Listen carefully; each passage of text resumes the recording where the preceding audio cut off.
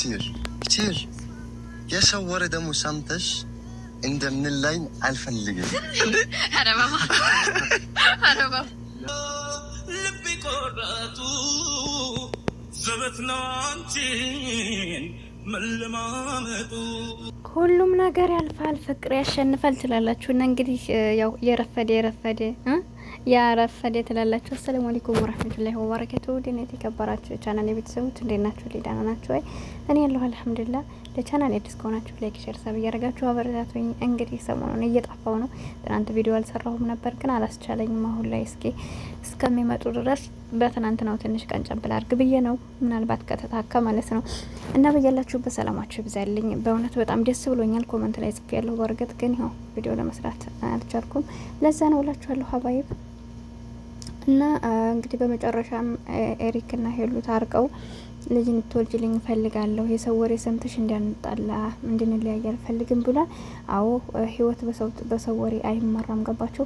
በህይወታችን ብዙ ሰዎች በአቅራቢያችን ሊኖሩ ይችላሉ፣ በርቀትም ሊኖሩ ይችላሉ።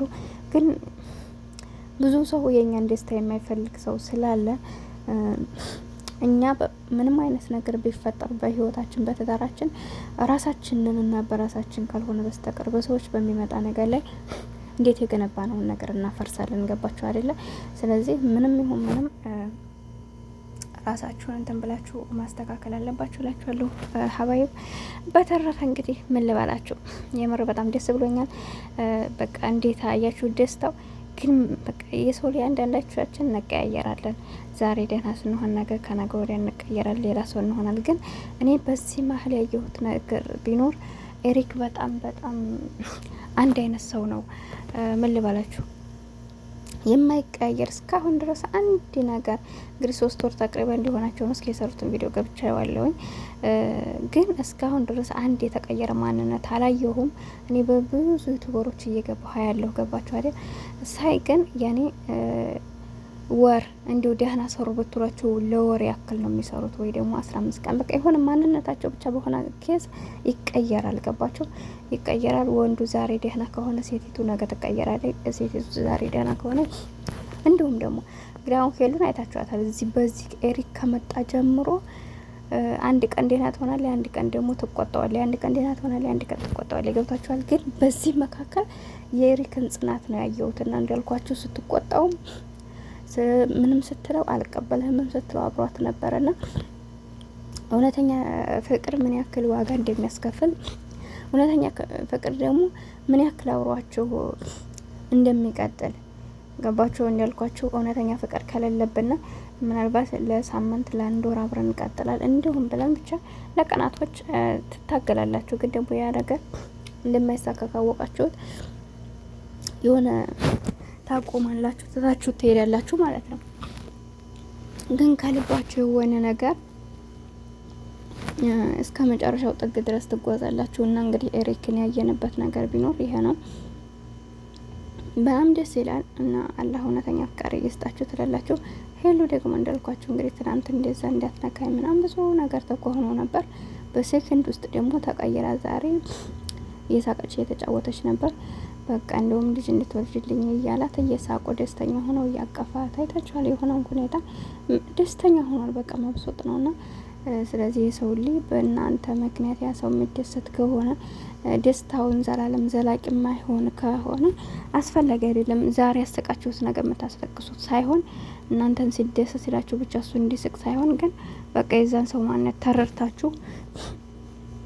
ምክንያቱም አንዳንድ ደስታዎች አሉ ዛሬ እናስደስተናቸው ነገ የምናስከፋችሁ አይነት በጣም ከባድ ነው። እናንተም ብትሆኑ አሁን ዛሬ ሰላም ሆናለሁ እናንተ ጋር ዛሬ አልሐምዱሊላህ ብላችሁ በሰላም ስታናግሩኝ ነገ ደግሞ ቀየርና ሌላ ነገር ብሰርባችሁ የሆነ ነገር ብላችሁ በጣም ነው የሚደብራችሁ። ገባችኋል?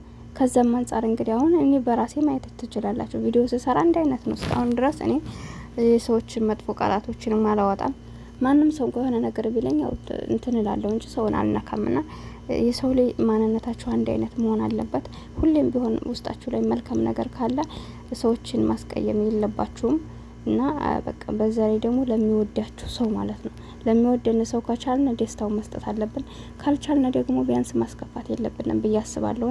ለምንድን ነው የሚወዳችሁ ሰው ካዘነባችሁ በእርግጠኝነት ይደርስባችኋል። የሚወዳችሁን ሰው ካስከፋችሁት እመኑ ነገ ጧት እናንተ የሚያስከፋችሁ ሰው ነው የሚመጣው። በዛ ላይ ደግሞ ሌላው ሰው እናንተ ማስከፋቱ ብቻ ሳይሆን ህሊናችሁን ይጸጽታችኋል፣ የሆነ ይደብራችኋል። ለምን በደረሰባችሁ ነገር ብቻ ሳይሆን የምትጎዱት በቃ ይህ ነገር እሱን ያደረኩ ነው ወይ የሚል ጥያቄ ይመጣል አይምሯችሁ ላይ።